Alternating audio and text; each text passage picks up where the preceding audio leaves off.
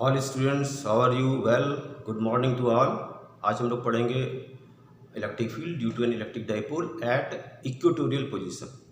कभी कभी हम लोग इसे जो ब्रॉड ऑन पोजीशन भी बोल देते हैं। स्टार्ट करते हैं।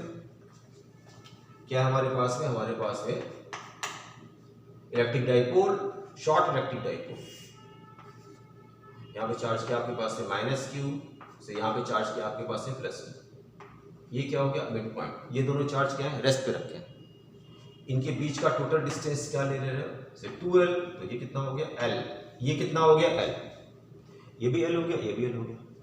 ये सर क्या हो गया? मिड पॉइंट से m। और ऐसे नहीं जाओगे, ऐसे जाओगे तो एंड ऑन पोजीशन पे बोले जाओगे। ऐसे जाओगे, इस पर्टिकुलर एक्सियल लेंथ 2l के मिड पॉइंट पे परपेंडिकुलर ड्रॉ करोगे आप। परपेंडिकुलर आपके पास में ये हो गया। आपकी लोकेशन कहाँ पे है? से ये आपकी लोकेशन है पॉइंट P। ये particular location point P M से कितने डिस्टेंस पे है? से r डिस्टेंस पे। टारगेट क्या है? टारगेट है इलेक्ट्रिक डाइपोल की वजह से इक्वेटोरियल और ब्रॉड ऑन पोजीशन पे आपने इलेक्ट्रिक फील्ड निकालना। दो चार्ज है -q +q, उनके बीच का जो डिस्टेंस है L और L 2l है। और आप शॉर्ट डाइपोल लेकर के चल रहे हैं। आपको पता है कि रियल केस में जो आपके पास में ऑर्गेनिक इनऑर्गेनिक पोलर कंपाउंड होते हैं, उनके जो पोलर मॉलिक्यूल के बीच में डिस्टेंस काफी छोटा होता है। ये डिस्टेंस काफी छोटा होता है, इसलिए इस पर्टिकुलर डिस्टेंस को इसके रेस्पेक्ट में काफी छोटा लेते हैं। तो अगर हमारे पास में ये चार्ज -q है तो -q की वजह से यहाँ पे फील्ड निकाल लीजिए आप। ये चार्ज +q है तो +q की वजह से यहाँ पे फील्ड निकाल लो। -q की वजह से यहाँ पे इलेक्ट्रिक फील्ड निकाल लो, +q की वजह से यहाँ पे इलेक्ट्रिक फील्ड निकाल लो। फिर दोनों का क्या करोगे? वेक्टर सम, अलजेब्रिक सम नहीं करोगे। तो अगर मैं -q और -q और पॉइंट P को, -q को और पॉइंट P को अगर मैं इस लाइन से ज्वाइन करता हूँ, साइन क्या है आपके पास में? नेगेटिव। इलेक्ट्रिक फील्ड क्या हो जाएगी? Towards this particular radial line inward. Electric field inward होगी।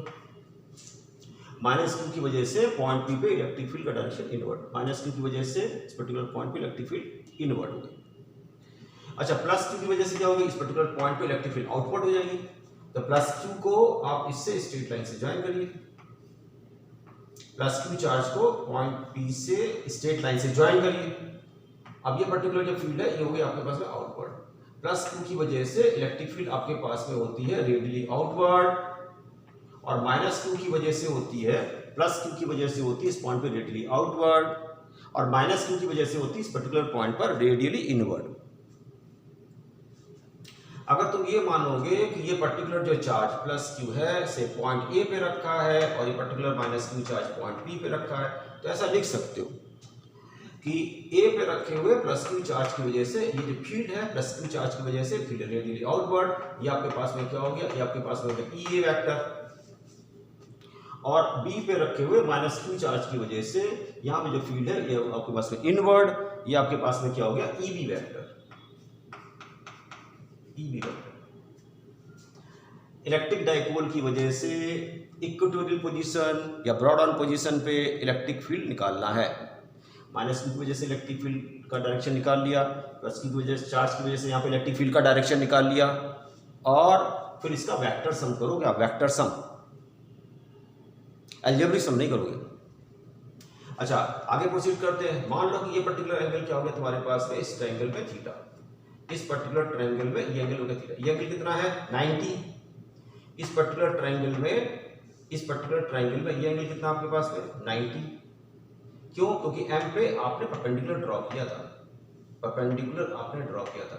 पॉइंट P पे जाने के लिए आपने इस पर्टिकुलर एक्सियल लाइन का मिड पॉइंट पे, इस मिड पॉइंट पे परपेंडिकुलर बाइसेक्टर ड्रॉ किया था आपने। तो इसलिए 90 डिग्री हो गया, 90 डिग्री हो गया। अच्छा, आपके पास में इन दो ट्रायंगल में ये साइड इसके बराबर है, ये 90 है। ये आपके पास में क्या है? कॉमन। तो ये पर्टिकुलर एंगल इस पर्टिकुलर एंगल के बराबर होगा। मैं सिंपली ये बोलना चाह रहा हूँ कि साफ यहाँ पे क्लियर है, ये ट्रायंगल आपस में क्या है, कॉन्ग्रुएंट। तो ये अगर एंगल थीटा ले लोगे तो ये भी एंगल कितना हो जाएगा, थीटा। अच्छा आगे क्या करो, एम क्या है, एम है ये वेक्टर और ई बी वेक्टर का रिजल्टेंट निकालना। Electric field due to charge at A, electric field due to charge at B, इन दोनों का रिजल्टेंट निकालना। और वो क्या देगा आपको, वो आपको देगा इलेक्ट्रिक डाइपोल की वजह से ब्रॉड ऑन पोजीशन पे, इलेक्ट्रिक डाइपोल की वजह से ब्रॉड ऑन पोजीशन पे या इक्वेटोरियल पोजीशन पे फील्ड। तो हमने ये माना थीटा एंगल, यहाँ पे माना मैंने थीटा एंगल, और मैंने कहा आपसे कि ये जो पर्टिकुलर ट्रायंगल है और ये पर्टिकुलर ट्रायंगल है, ये दोनों आपके पास में कॉन्ग्रुएंट है, इसलिए अगर थीटा एंगल है तो भी थीटा एंगल हो गया। अच्छा क्या करो, आप इस पर्टिकुलर पॉइंट से एक लाइन ड्रॉ करो, किसके, बी ए के पैरेलल। तो पर्टिकुलर पॉइंट पी से हमने एक लाइन ड्रॉ कर दी, किसके, बी ए के पैरेलल। ये पर्टिकुलर जो लाइन है ये बी ए के पैरेलल है। अच्छा इस पर्टिकुलर इलेक्ट्रिक डाइपोल का इलेक्ट्रिक डाइपोल मूवमेंट होगा। इलेक्ट्रिक डाइपोल मूवमेंट का डायरेक्शन क्या होता है, इलेक्ट्रिक डाइपोल मूवमेंट का डायरेक्शन होता है माइनस क्यू से प्लस क्यू। वो हम लोगों के द्वारा असाइन एक वेक्टर फिजिकल क्वांटिटी है, तो उसका डायरेक्शन है इलेक्ट्रिक डाइपोल के लिए माइनस क्यू से प्लस क्यू। तो इलेक्ट्रिक डाइपोल मूवमेंट का डायरेक्शन क्या हो गया, इलेक्ट्रिक डाइपोल मूवमेंट का डायरेक्शन ये हो गया। ये आपके पास में क्या है, पी वेक्टर। अब ये अगर एंगल थीटा है, ये भी एंगल थीटा है, ये आपके पास में एक लाइन है और यहाँ पर पी पॉइंट से एक लाइन आपने ड्रॉ की है जो कि इसके पैरेलल है, पी से जो लाइन ये ड्रॉ की है इसके पैरेलल है। अच्छा ये लाइन पैरेलल है, तो ये एंगल थीटा है, तो ये भी एंगल कितना हो जाएगा, थीटा। ये एंगल अगर थीटा है तो ये एंगल आपके पास में थीटा हो जाएगा, अल्टरनेट एंगल। अच्छा आपके पास में फिर से ये लाइन क्या है, ये लाइन पैरेलल है, ये दोनों लाइन पैरेलल है। ये लाइन क्या कर रही है, क्रॉस कर रही है, ये लाइन क्या कर रही है, क्रॉस कर रही है। तो अगर ये एंगल थीटा है तो ये भी एंगल क्या हो जाएगा, थीटा। क्यों, करस्पॉन्डिंग एंगल सर से, ये लाइन और ये लाइन पैरेलल है, ये लाइन क्रॉस कर रही है। अगर ये एंगल थीटा है तो अल्टरनेट एंगल ये थीटा हो जाएगा। ये लाइन और ये लाइन पैरेलल है, ये लाइन इसको क्रॉस कर रही है, तो अगर ये एंगल थीटा है तो करस्पॉन्डिंग एंगल यहाँ पर क्या हो जाएगा, थीटा। अब क्या करोगे आप, आपने करना है, आपने निकालना है ये वेक्टर ई बी वेक्टर का रिजल्टेंट, इन दो का रिजल्टेंट निकालना है। एक मेथड ये है, क्या इस पर्टिकुलर ई वेक्टर का कंपोनेंट कर लो आप। एक क्या होगा, वर्टिकली अपवर्ड, और दूसरा क्या होगा आपके पास में हॉरिजॉन्टल डायरेक्शन में। ई वेक्टर का एक कंपोनेंट हो जाएगा अपवर्ड और दूसरा क्या हो जाएगा, हॉरिजॉन्टल डायरेक्शन में। ये जो अपवर्ड कंपोनेंट होगा ये कितना हो जाएगा, ये हो जाएगा आपके पास में ई ए साइन थीटा। ये अगर थीटा है ये 90 माइनस थीटा, ये का वर्टिकल कंपोनेंट कितना हो जाएगा, ई ए साइन थीटा। अच्छा इस पर्टिकुलर ई का हॉरिजॉन्टल कंपोनेंट क्या होगा, वो आपके पास में हो जाएगा ई A cos theta, E A cos theta. इसका वर्टिकल कंपोनेंट हो गया ई ए sine theta.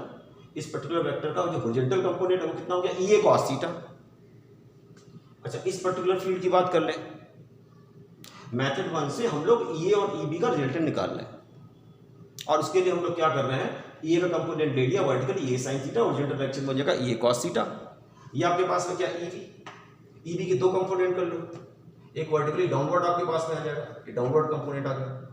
E B vector का डाउनवर्ड कंपोनेंट, ये एंगल कितना, थीटा, ये कितना हो गया 90 माइनस थीटा। इसलिए ई बी का ये पर्टिकुलर कंपोनेंट आपके पास में आ जाएगा।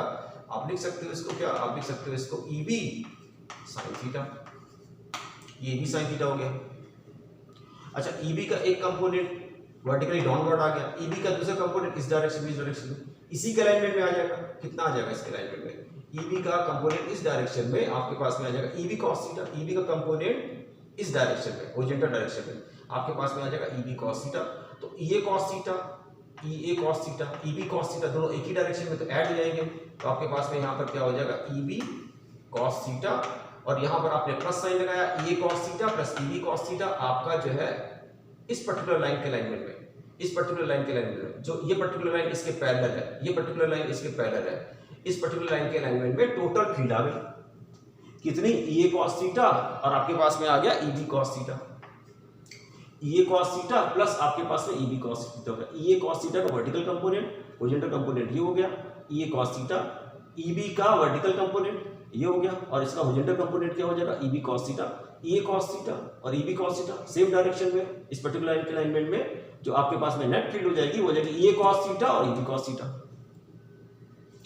अच्छा, अगर आप वर्टिकल कंपोनेंट देखो तो वर्टिकल कंपोनेंट आपके पास ये साइन थीटा, ये भी साइन थीटा, एक दूसरे का अपोजिट है। ये ऊपर है, ये नीचे, ये पर्टिकुलर वेक्टर ऊपर, ये पर्टिकुलर वेक्टर नीचे, ये साइन थीटा ऊपर है, ये भी साइन थीटा नीचे, वर्टिकली अपोजिट।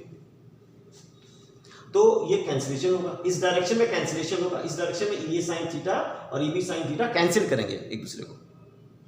अगर हम लोग जो है बात करें अब ये की, ये क्या है, ए पॉइंट पे रखा हुआ प्लस क्यू चार्ज की वजह से यहाँ पर फील्ड, प्लस क्यू चार्ज जो कि ए पॉइंट पे रखा है उसकी वजह से यहाँ पर इलेक्ट्रिक फील्ड। तो आप लिखोगे ई ए, इसका मैग्नीट्यूड क्या लिखोगे, 4 pi epsilon naught into positive charge आपके पास में हो गया क्यू, साइन हालांकि रखते नहीं है। इलेक्ट्रिक फील्ड का मैग्नीट्यूड इस फॉर्मूले से निकालते समय चार्ज का साइन नहीं रखते हैं। Electric potential, electricity potential energy निकालते समय चार्ज का साइन रखते हैं। तो यहाँ पर आ गया Q divided by this distance. अच्छा, ये क्या आपके पास में R, ये क्या है L, ये क्या है 90। तो ये डिस्टेंस कितना हो जाएगा आपके पास में, स्क्वायर रूट ऑफ PA। ये डिस्टेंस कितना हो जाएगा, root R square plus L square.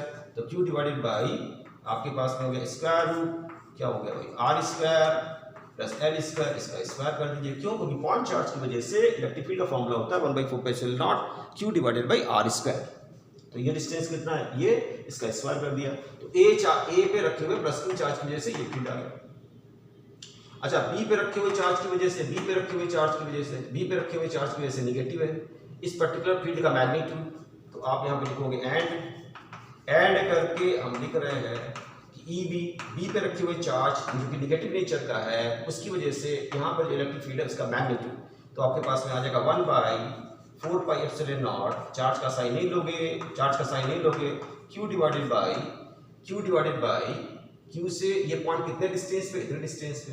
ये डिस्टेंस कितना है, ये R है, ये L है, ये 90 डिग्री है, ये R है, ये L है, ये 90 डिग्री हाइपोटेन्यूज हो गया। तो PB is equal to square root of R square plus L square.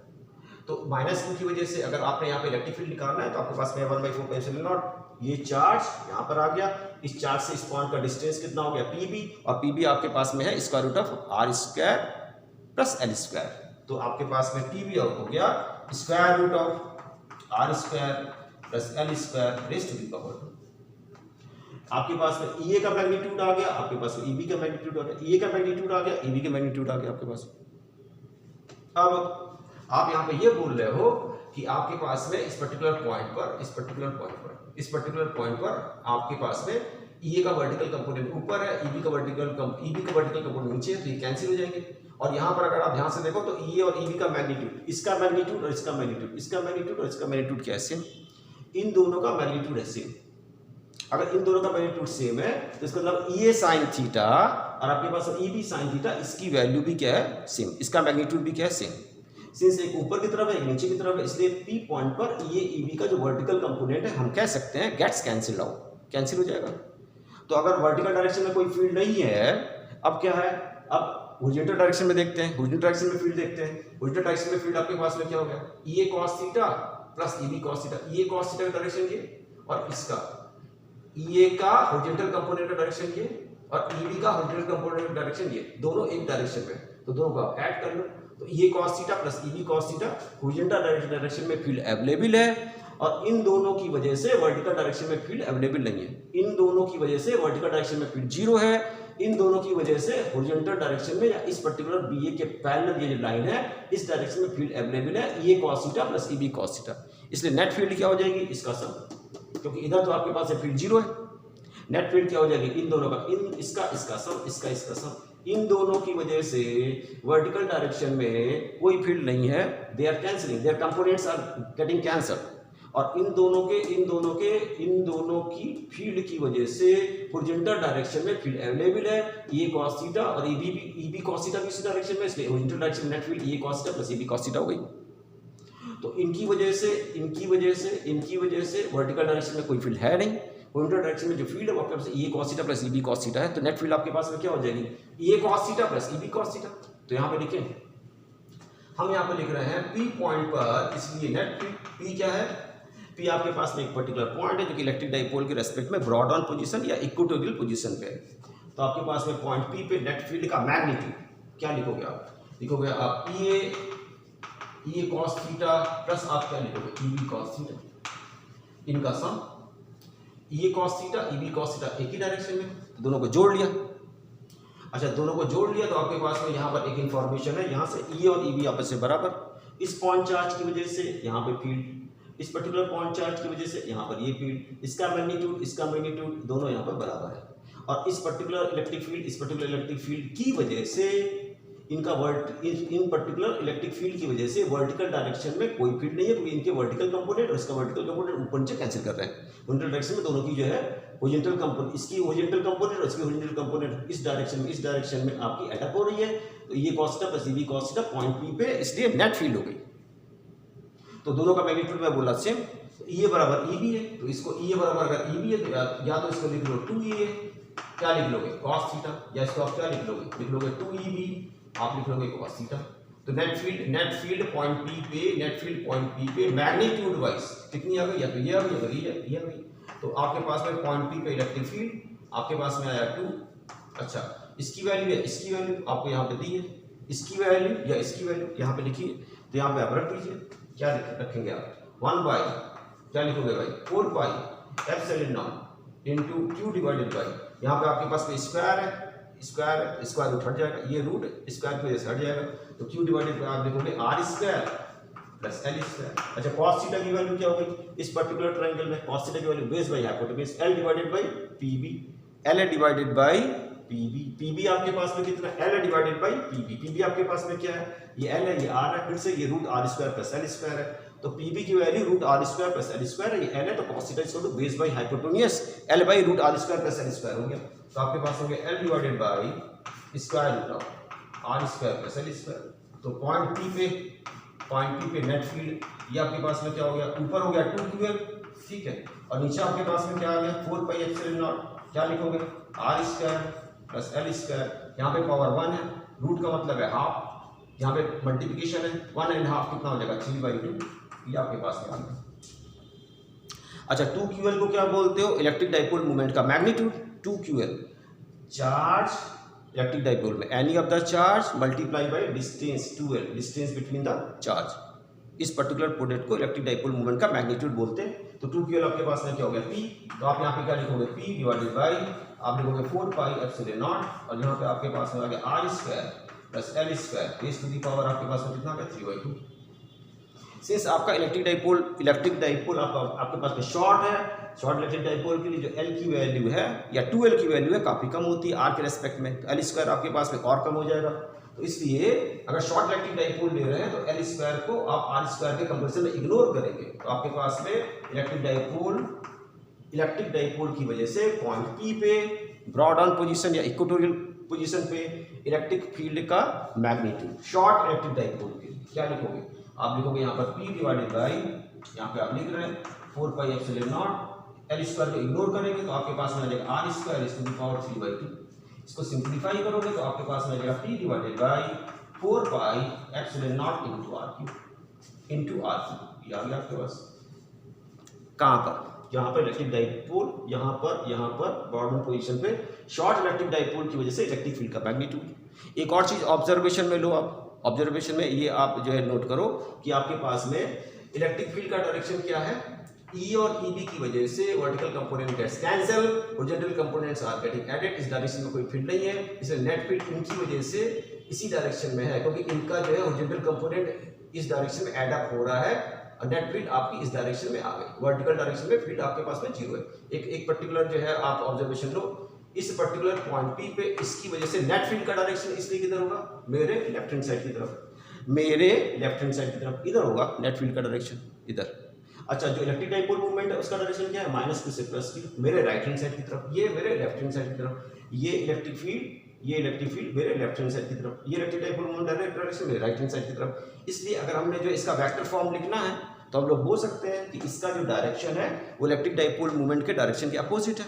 Opposite के लिए नेगेटिव साइन लगा दोगे, तो अगर मैं यहाँ पे वेक्टर लगा दूंगा EP वेक्टर, तो मैं यहाँ पर लगाऊंगा -P वेक्टर। इसलिए शॉर्ट इलेक्ट्रिक डाइपोल के लिए जो आपके पास में ब्रॉड ऑन पोजीशन या इक्वेटोरियल पोजीशन पे EP वेक्टर है, पॉइंट P पे इलेक्ट्रिक फील्ड का vector form equal to -P vector divided by 4 pi epsilon naught r cube. Short electric dipole के लिए अगर आप एंड ऑन पोजीशन की बात करेंगे, अगर आप रिकॉल करें एंड ऑन पोजीशन के लिए, तो आप बोलते थे EP vector equal two plus 2p vector divided by 4 pi epsilon naught r cube, ये पता होना चाहिए। मैं आपसे पहले बात कर रहा था कि इस पर्टिकुलर जो है इलेक्ट्रिक डाइपोल के लिए अगर आप जो है इस पर्टिकुलर पोजीशन पे अगर आप निकालना चाहते हो इस पर्टिकुलर पोजीशन पे इलेक्ट्रिक फील्ड का magnitude as well as direction, तो उसकी दो मेथड है। एक आपने कंपोनेंट से कर लिया, दूसरा मेथड क्या है, दूसरे मेथड के बारे में बात करें। दूसरे मेथड के बारे में इलेक्ट्रिक डाइपोल की वजह से ब्रॉड ऑन या इक्वेटोरियल पोजीशन पे इलेक्ट्रिक फील्ड स्ट्रेंथ का मैग्नीट्यूड और डायरेक्शन निकालने के लिए एक और मेथड, वो मेरे ख्याल से ज़्यादा आसान पड़ता है मैथ्स स्टूडेंट्स के लिए। वो क्या है, यहाँ पे वो ध्यान से देखेंगे कि पॉइंट पी है, पॉइंट पी पे माइनस प्लस क्यू की चार्ज की वजह से इलेक्ट्रिक फील्ड आउटवर्ड होगी, माइनस क्यू की वजह से आपके पास में इलेक्ट्रिक फील्ड इनवर्ड होगी, माइनस क्यू की वजह से इलेक्ट्रिक फील्ड होती है इनवर्ड, प्लस क्यू चार्ज की वजह से यहाँ पे होगी field radially outward, radially inward. अब यहाँ पर जो है आपको ये पता है कि ई और ई बी, अब आपको ये पता है अभी डिस्कशन से कि ई और ई बी दोनों मैग्नीट्यूड में क्या है, सेम। इस पर्टिकुलर ई बी का मैग्नीट्यूड जो कि नेगेटिव चार्ज की वजह से है, ये बराबर हो जाएगा 1/4 pi epsilon naught Q divided by P B square. इस पर्टिकुलर जो है ई ए का मैग्नीट्यूड ए पे रखे हुए पॉजिटिव चार्ज की वजह से वो बराबर कितना हो जाएगा 1/4 epsilon Q divided by this distance is also equal to square root of R square plus L square. तो ई ए बी के बारे में हम निकाल चुके हैं, तो सिंपली ऐसा करेंगे कि आपके पास में कोई particular student, second method E A this is equal to आपके पास में क्या है ई बी, और ये आपके पास में क्या है 1/4 पाई एप्सिलॉन नॉट इनटू आपके पास में charge Q divide by this distance square. तो इसका स्क्वायर करोगे तो आपके पास में R square plus L square आ जाएगा। तो स्क्वायर रूट का स्क्वायर करो, स्क्वायर रूट का स्क्वायर करो, इसका स्क्वायर करोगे ना 1/4 pi epsilon naught Q by R square, Q by यार पी ए स्क्वायर और Q by P B square. P A square बराबर क्या है root R square plus square, तो स्क्वायर रूट यहाँ पे हट जाएगा। ये आपके पास में क्या है, ई ए स्क्वायर टू ई बी आ गया। अच्छा यहाँ पे ध्यान देखो कि हमारे पास में ई और ई बी जो है दो हमारे पास वेक्टर है, दोनों के टेल यहाँ पे जॉइन है, उनके बीच में एंगल कितना 2 थीटा, और दोनों का मैग्नीट्यूड क्या है सेम। तो नेट फील्ड के लिए क्या कैसे प्रोसीड करोगे, आप जो है क्लास 11 में चले जाओ, तो पॉइंट पी पे नेट फील्ड का मैग्नीट्यूड क्या बोलोगे, स्क्वायर रूट ऑफ आप बोलते थे A square plus B square plus 2ab cos theta. याद करिए अगर वेक्टर ए और वेक्टर बी है, दोनों के टेल एक पॉइंट पे जॉइंट है और दोनों के बीच में एंगल कितना है 2, दोनों के बीच में एंगल है थीटा, तो रिजल्टेंट होता था आपके पास में A square plus B square plus square root of 2ab cos theta. तो यहाँ पे क्या हो जाएगा आपके पास में, आप बोलोगे ई ए स्क्वायर प्लस आप बोलोगे यहाँ पर ई बी स्क्वायर प्लस आप यहाँ पे क्या बोलोगे 2a, फिर आप बोलोगे ई बी इंटू आप क्या बोलोगे cos 2 थीटा, क्योंकि एंगल दोनों के बीच में क्या है 2 थीटा। ये आपके पास में एक वेक्टर, ये आपका दूसरा वेक्टर, दोनों के बीच में एंगल आपके पास 2 थीटा है, तो रिजल्टेंट आपके पास में A square plus E B square plus 2 ये ई बी cos 2 थीटा हो गया।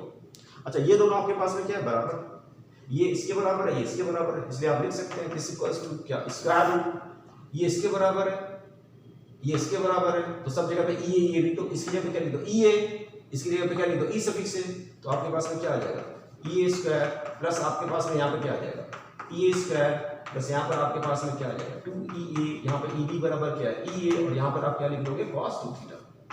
ये हो गया मैग्नीट्यूड के लिए पॉइंट पी जो कि आपके पास में इक्वेटोरियल या ब्रॉडन पोजीशन पे है, उस पे फील्ड का मैग्नीट्यूड।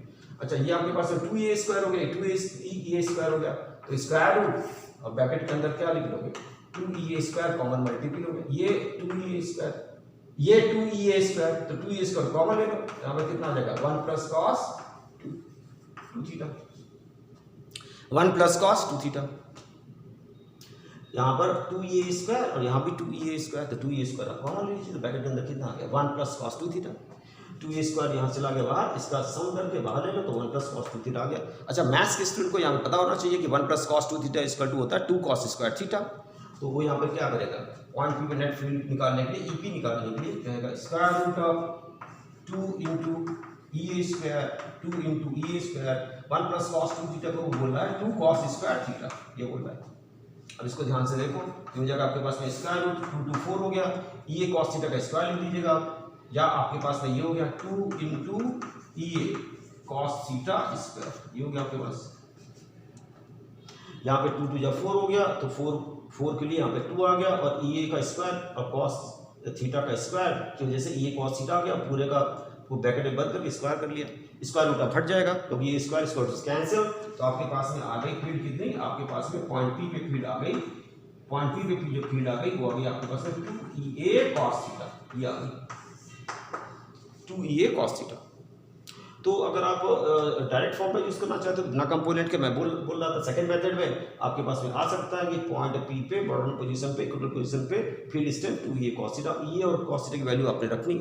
तो ये की यहाँ पे स्टार्ट करते हैं, तो यहाँ पर हम लिख रहे हैं और करके पॉइंट पी पे स्ट्रेंथ ये बराबर हमारे पास में क्या है 2 इंटू ये की वैल्यू कितनी है आप निकाल चुके हो, या वहाँ पे लिखा है आपके पास में Q divided by 4 pi epsilon naught, और यहाँ पे लिख दिया आपने आर स्क्वायर, यहाँ पे आपने लिख दिया R square plus L square, R square plus L square. अच्छा cos थीटा की वैल्यू 2EA, तो 2 इंटू EA cos थीटा की वैल्यू आपके पास में क्या हो जाएगी, बेस इस पर्टिकुलर ट्रायंगल से base by hypotenuse L by PB, तो cos theta is equal to L divided by PB बराबर क्या हो गया square root of R square plus L square. यहाँ पे ये r है, यहाँ पे L है, ये हाइपोटेन्यूज हो गया, तो root R square plus L square, तो आप यहाँ पे लिखोगे R square plus L square raise to the power 1/2। इसको अगर आप सिंप्लीफाई करेंगे तो आप लिखेंगे कि पॉइंट P पे आपकी इलेक्ट्रिक फील्ड आपको ऊपर हो गई 2QL और नीचे आपके पास में क्या हो गया 4 पाई एप्सिलॉन नॉट, और यहाँ पर आपके पास में हो गया R square plus L square, ठीक है, और ये आपके पास में पावर 1 है हाफ है, दोनों मल्टीप्लिकेशन में ऐड करेंगे 1.5 3/2, तो यहाँ पे आपके पास में 3/2 आ गई। अच्छा शॉर्ट डाइपोल है तो एल स्क्वायर को आप इग्नोर करोगे आर स्क्वायर रख सकते हैं, शॉर्ट डाइपोल है एल बहुत छोटा है, एल स्क्वायर और छोटा हो जाएगा, एल स्क्वायर को आर स्क्वायर के रेस्पेक्ट में इग्नोर करोगे शॉर्ट इलेक्ट्रिक डाइपोल के लिए, तो यहाँ पे आ जाएगा R square raise to the power 3/2, तो आपके पास में आ जाएगा EP, ये बराबर आपके पास में आ गया 2QL divided by 4 pi epsilon naught, और इस एल स्क्वायर को आर स्क्वायर के रेस्पेक्ट में इग्नोर करोगे तो R square raise to the power 3/2 आ गया, ये 2 कैंसिल हो जाएंगे, तो आपके पास में आ जाएगा 2QL आपके पास इलेक्ट्रिक डाइपोल मोमेंट का मैग्नीट्यूड है, यानी कि P divided by 4 pi epsilon naught into r3, same आ गया, सेम आना भी था। अच्छा फिर से हमें पता होना चाहिए कि ये दो पर्टिकुलर वेक्टर है, ये एक वेक्टर ये दोनों बराबर है, ये बराबर है, ये मैग्नीट्यूड बराबर, हमें पता होना चाहिए कि इनका जो रिजल्टेंट है इस मेथड से बात कर रहे हैं। डायरेक्ट फॉर्मूले से अगर आप सॉल्व करोगे तो डायरेक्शन के बारे में बात करने लगे, आप कहोगे ये वेक्टर और ये वेक्टर क्या है बराबर, ये वेक्टर और ये वेक्टर क्या है बराबर, इनके बीच का एंगल कितना है, इनके बीच का एंगल है 2 थीटा, तो पता होना चाहिए दो वेक्टर अगर बराबर हैं, दो वेक्टर अगर बराबर है तो उनका रिजल्टेंट एंगल बाइसेक्टर के अलाइनमेंट में होता है, एंगल बाइसेक्टर के अलाइनमेंट में होता है, तो एंगल बाइसेक्टर क्या हो गया 2 थीटा का हाफ, ये हो गया लाइन, तो इसके मतलब है EA और EB जो कि इक्वल मैग्नीट्यूड के हैं उनके बीच का एंगल 2 थीटा है, तो उनका जो रिजल्टेंट होता है वो इनके बीच के एंगल को बाइसेक्ट करता है, तो 2 थीटा का हाफ, थीटा इधर हो गया थीटा इधर हो गया, इस लाइन के अलाइनमेंट में होगा, आपके पास में E और EB का जो रिजल्टेंट है वो इस लाइन के अलाइनमेंट में होगा, इस डायरेक्शन में होगा, इस डायरेक्शन में, अगर इस डायरेक्शन में होगा ये पर्टिकुलर लाइन क्या है इसके पैरेलल, ये पर्टिकुलर लाइन क्या है इसके पैरेलल, तो ये पर्टिकुलर लाइन अगर इसके पैरेलल है तो ये तय हो गया कि आपके पास में जो इलेक्ट्रिक फील्ड है ये इलेक्ट्रिक फील्ड इस पर्टिकुलर लाइन के पैरेलल है। अगर डायरेक्शन की बात करेंगे तो ये पर्टिकुलर इलेक्ट्रिक फील्ड आपके पास में लेफ्ट हैंड साइड की तरफ, इलेक्ट्रिक डाइपोल मूवमेंट आपके पास में राइट हैंड साइड की तरफ, दोनों अपोजिट है, तो यहाँ पे साइन क्या लगाओगे नेगेटिव। अगर वेक्टर फॉर्म में लिखोगे तो EP vector is equal to आपके पास में हो जाएगा minus P vector divided by 4 pi epsilon naught r3। तो आपका जो है ब्रॉड ऑन पोजीशन पे या इक्वेटोरियल पोजीशन पे इलेक्ट्रिक फील्ड के बारे में अगर आपने बात करनी है तो मैं बोला था दो मेथड है, आगे बात कर लेते हैं।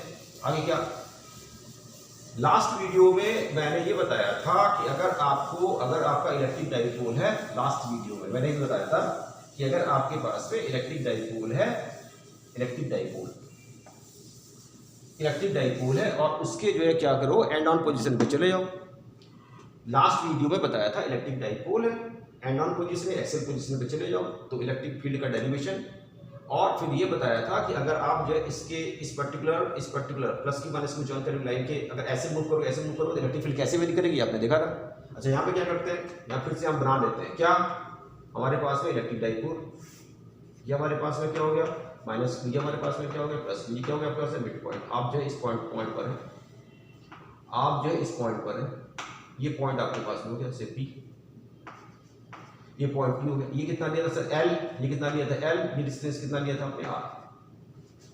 अच्छा आप क्या बताने लगे, ये बताने लगे हैं कि अगर आप इलेक्ट्रिक डाइपोल की वजह से ऐसे मूव करेंगे, ऐसे नहीं, अगर आप जो है इक्वेटोरियल पोजीशन पे, यहाँ से ऐसे ऐसे ऐसे ऐसे ऐसे आओगे तो इलेक्ट्रिक फील्ड कैसे वेरी करेगी इसके बारे में बता लगे।